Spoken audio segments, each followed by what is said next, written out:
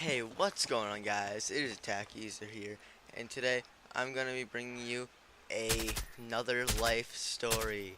Today's life story is gonna be about my back. You're gonna say, what's wrong with your back? Well, let's just say my back is not right.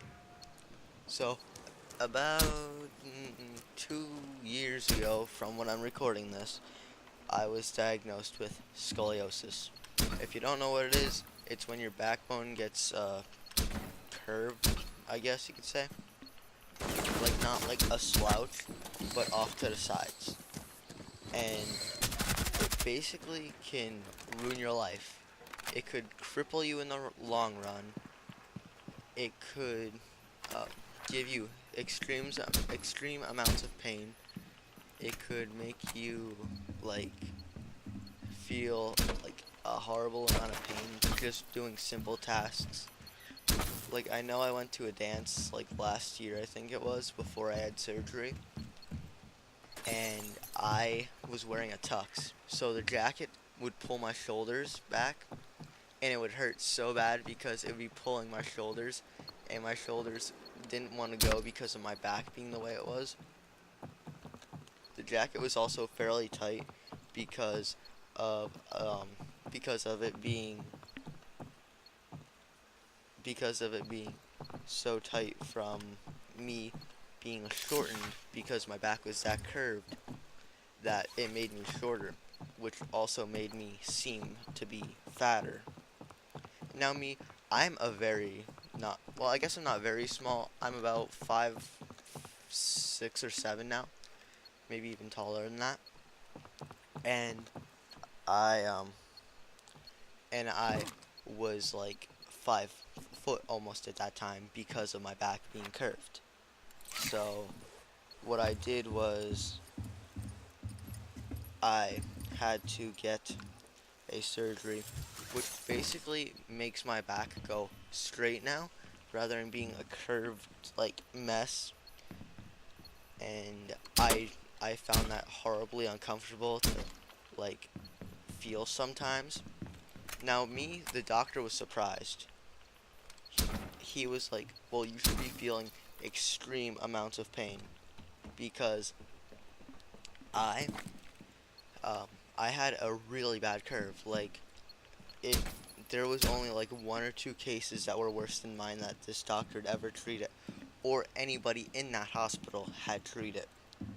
So after I went and got diagnosed, I had the choice. Do I want my surgery in the winter months or the summer months? And I said, well, I think we're gonna do it in the early summer going into winter, late summer going into early winter, because I wanted to be able to do what I want and not have the restrictions of my surgery after summer. So, yes, I do have a ton of restrictions. There's a lot of stuff I still can't do, but it's nice that I am like better now ish. So, I had to get titanium rods put next to my backbone and drilled in. It's like 46 screws. Oh, like it was not fun, and it was crazy. It was the first surgery I've ever gotten, except for getting teeth pulled and stuff like that for my braces. So it's kind of crazy that that was the point in my life where everything changes. Up to that point in my life, I was technically perfectly fine in my own eyes.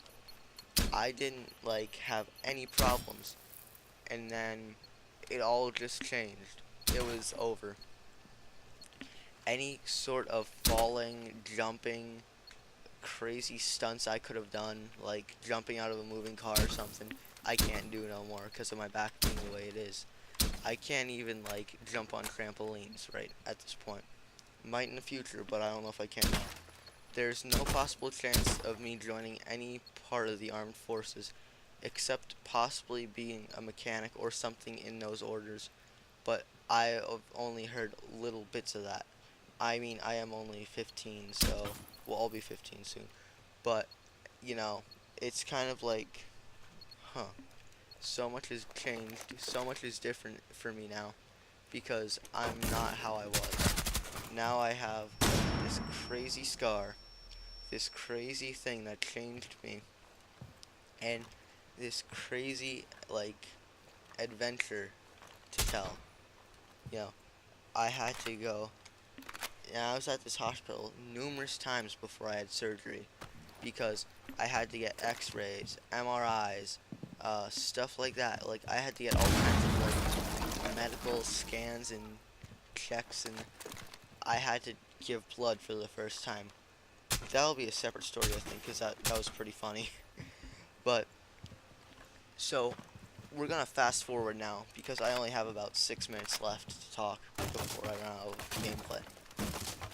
So, we're gonna get really deep into the story. It is September 30th, 2016. I had just turned 15 or 14 a couple months beforehand, or a couple days beforehand. I can't think right. But I had to go down to this hospital and I had to check in. I left school. I only was there for a couple of or a couple of weeks, and then I left. I was gone. And I'll tell you about what I did to my friend in a separate video. Like, I'm going to do a part 2 to this because this is obviously not enough time to tell the whole story. So I had to get an IV put in my one arm, right? But I hate needles. I mean, I hate them. So, they couldn't get it into the vein right, and it hurt, and I was like having like a fit because I didn't like it. I couldn't like stand to even look at it. I had problems sleeping. My hands were kept going numb, and then I woke up the next morning after I slept at night. Things changed that morning.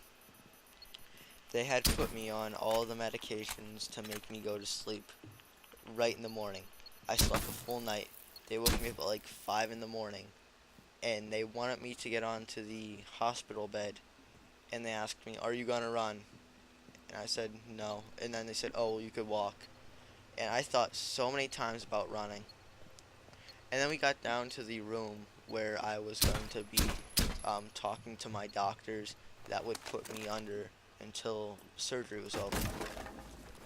So I had to lay there and listen to them talking about how this surgery was going to go, how things were going to happen, how everything was going.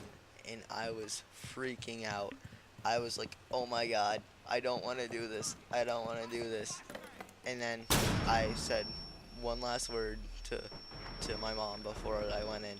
It's like, "Mom, I gotta use the bathroom." So I went to the bathroom, and then it was 7 to 8 hours in the surgery room getting operated on. Then I wake up in the post-op special room where they could watch me and monitor me more. And you know how in TV shows when you see the people hooked up to the little machine that like beeps with their heart? I didn't have one of those hooked up to me, I don't think, at least. When I first woke up, it was all a blur.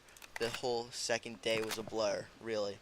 So, my family, I honestly have the best family ever. They had my back. They were there for me every step of the way. Like, I can't even begin to explain how crazy that it was that they were there for me. We had them all right there. Like my grandparents, my mom, my dad, my brother. My brother and my dad stayed in a hotel a couple miles from the hospital. My mom stayed with me because this was such a new journey to me.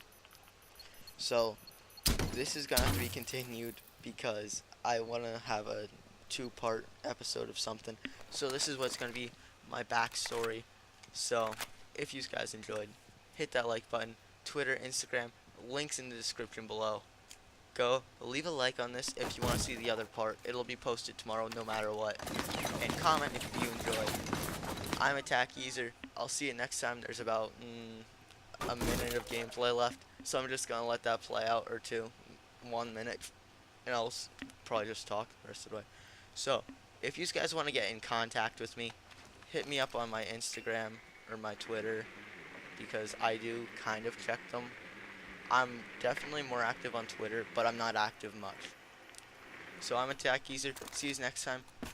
You can message me on Twitter, Instagram, or even YouTube itself. Peace.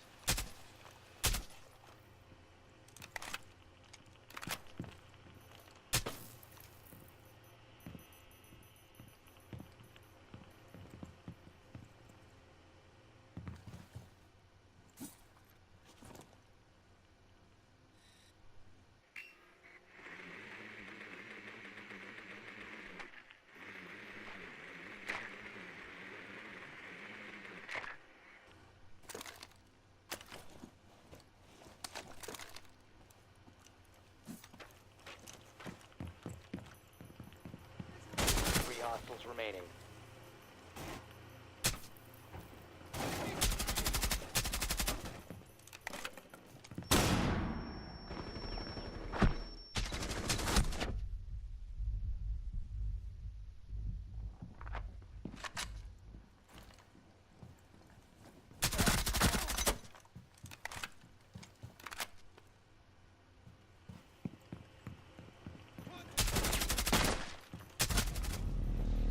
Op 4 eliminated.